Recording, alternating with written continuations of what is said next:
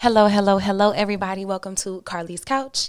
I'm actually Carlie's Ottoman today, but excited that you're here. Hope y'all are having the most wonderful holiday season.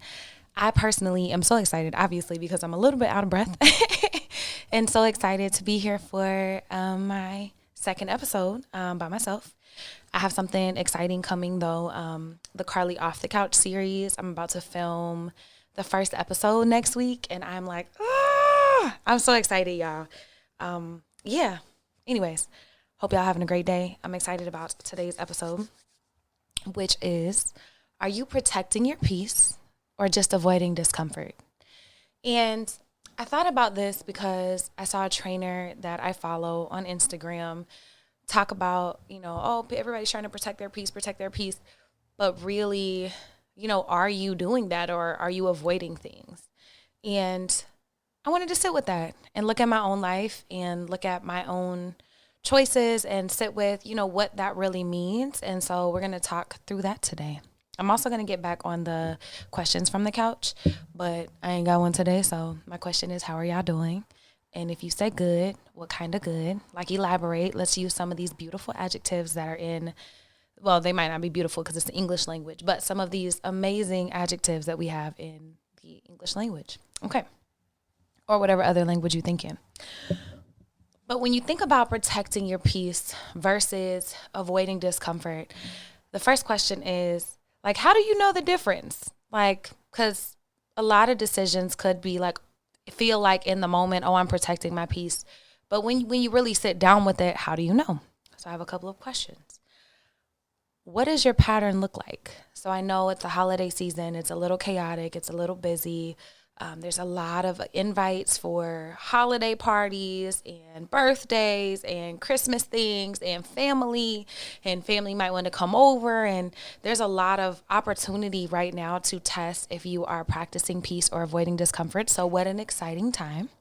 But think about, what does your pattern look like? Like, are you avoiding every hard thing, or are you actually saying no to the things that would help you protect your peace?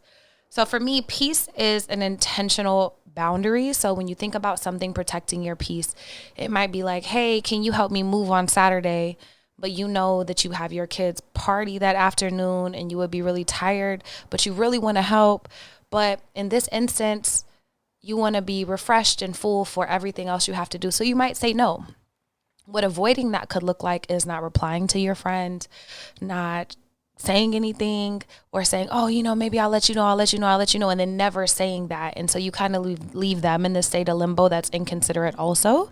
And so that's just like one example. But I think the biggest thing to think about, if you're like, am I in this space of protecting my peace or am I just avoiding discomfort, is one, look at the pattern. Are you just not answering, not showing up for yourself or other people? I think that's a big one. Are you showing up for yourself? Excellent question. And I think a great example of that is, working out is hard and it doesn't always feel good and you might not enjoy it. I do, because I'm a psychopath, but you might not. And that is discomfort. So you theoretically could say, oh, I'm protecting my peace by sleeping in every day. But is that decision in alignment with who you are and who you want to be and who you say you want to be? Is it in alignment with your goals? Is it the higher purpose? Is it serving your higher self? And I think that's a great way to disseminate which you are doing in this season of protecting your peace or avoiding discomfort. And I know I always use working out, but I feel like sometimes the physicality of it is so simplistic when we think about these higher concepts or bigger decisions. Because no, a lot of people don't want to get up to go for a run when it's freezing cold outside, especially during the winter. But if it's serving your higher self, your higher goals, if it's something that would help you mentally, clear that space before you have time with your kids, before you go to work, before you deal with a very hectic day, then that's something that you need to do, even if it doesn't always feel great. So that, in a sense, is protecting your peace. When you think about, is this protecting my peace, or is this me avoiding something? Think about peace as being an alignment. Is this protecting who I say I am, who I want to be, who I'm working towards? Is this protecting my higher self, my higher purpose, my higher goals? Or am I just avoiding something? And so when you think about the next time there's a hard conversation to be had, and the holidays are great times for those too, is protecting your peace not having the hard conversation and then dealing with all the anxiety and the feelings and the emotions and the hard things and just stuffing that down just to keep the peace between you and your spouse or you and dinner. Like, and yeah, sometimes you don't have to say everything that comes up. You don't want to be the person that's nagging or always fighting or always upset, but you also don't want to create a situation where you're just stuffing all of these really difficult emotions down because you're trying to keep the peace, because that's not really keeping the peace. Keeping the peace is saying the hard thing, having the hard conversation, and it can be in a very thoughtful way. It can be in a very kind way. It can be in a very loving way, but protecting your peace is protecting yourself and who you are and who you say you want to be. So make sure that you are having the conversations, you're clearing the air, you're setting the boundary. Let somebody know if you can or can't do something. Let somebody know if you can or can't show up. And that's a hard one for me because I don't be one to let people down. But I realized that every time I push something, kick the can down the road and never answer, that's doing more harm than just letting them know that I can't show up to a thing. Let's see what else. Saying no out loud, that's a great one. And then when you're thinking about like wrapping up, when you're thinking about, is this protecting my peace or is this me avoiding discomfort? We already talked about alignment, but you can also think about like, am I taking space in this moment from this hard conversation? Like, I'm not saying you have to rush into every hard conversation in that moment, but you can take space as long as you're coming back. Or are you just avoiding tension? Because taking space is a beautiful thing and can help protect your peace and the people that you love. But if you're always avoiding tension, then I challenge you to figure out why and challenge you to actually push through it. Another one is this just in alignment with my highest self? I feel like that's the bottom line of the episode, and I hope you walk away with that. And this is going to be a quick one today, y'all, because I got stuff to do. If you're watching, I'm in my Oklahoma's finest today. I'm on this whole little camo set that actually made me really happy, but definitely look like I'm about to go hunting, and I'm just hunting for a good day out here. Okay, so am I taking space or am I just avoiding tension? Will this create clarity or confusion? Like, are you saying the no out loud? Are you being honest about things when people ask you? Are you being honest with yourself? And you also think about, is this really protecting my well-being or am I just avoiding being vulnerable? And I feel like Lexi would have loved that question because that's a big one. Sometimes we think we're protecting our peace, but what we really are is protecting ourselves from the discomfort of growth and the discomfort of being loved and of really loving and of showing up for ourselves and other people, because being vulnerable is not comfortable. And there might be tears, there might be anger, there might be a lot of discomfort as you're shedding layers and showing parts of yourself to somebody else. But I think that that's where the beauty is, and that's where real relationships develop. So are you really protecting your peace by avoiding being vulnerable? I don't know. Only you can answer that. But if you're constantly doing it and you notice a pattern, I challenge you to start to try to be more vulnerable in these spaces with people who love you. If you're trying to deepen a relationship with somebody, that's a great way to do it. And if you don't know how to start the conversation, you can just say, hey, I don't know how to say this, but blah, blah, blah, whatever the thing is. Let's see.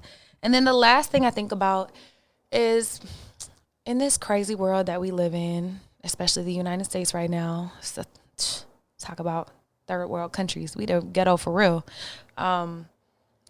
Are you being complicit by not saying a thing or standing up for a thing or sharing a thing? So when we think about protecting our peace, we also want to think about the world that we live in. And you can say, oh, I'm just not voting. I'm not, I'm protecting my peace. I'm just not involved in all that politics stuff. But are you really protecting your peace if you're not participating in systems that actively build the world around us, that take away funding for women's healthcare rights? Like, women's rights change depending on the state you go to, and that is insane to me. They are working really hard to erase all the progress that women and Black people and brown people and immigrants have had over the past, 80 years? Or no, 60 years now, 60, 70 years now, and even more than that, but I'm thinking of the 60s specifically. And is protecting your peace, by not getting involved in a way that you want to. I'm not telling you to go march or go do anything, but even like voting, even talking about things, helping educate yourself, helping educate other people to be more active participants in this world around us.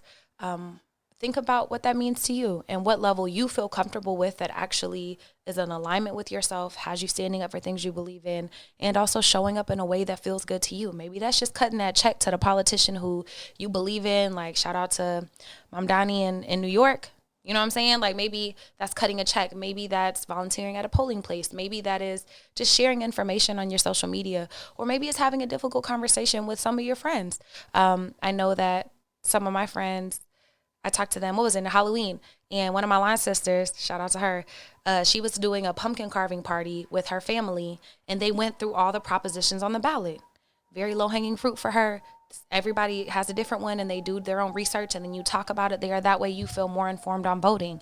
And that feels like a much more protect your peace type of way of dealing with what can be so overwhelming and disheartening and infuriating in our world. And so I want to challenge you to think about what that looks like for you on the bigger scale. So that's on the macro scale, like what can you do to show up for yourself and honor yourself, but also honor the things that you care about. And then on a very, micro scale for yourself, is this thing that I'm doing in alignment for my well-being, or am I just avoiding growth? Is this, in service of my higher self? Is this helping me be more healthy mentally, physically, emotionally, spiritually? Or am I avoiding doing the work that I know that I need to do? Hit me at Carlie's Couch. Let me know. I would love to hear from y'all, hear how these holidays are going. I'm so excited for these next couple episodes I got dropping for y'all. And shoot, I don't know if I'm going to see y'all before my birthday. So happy early birthday to me and all the love.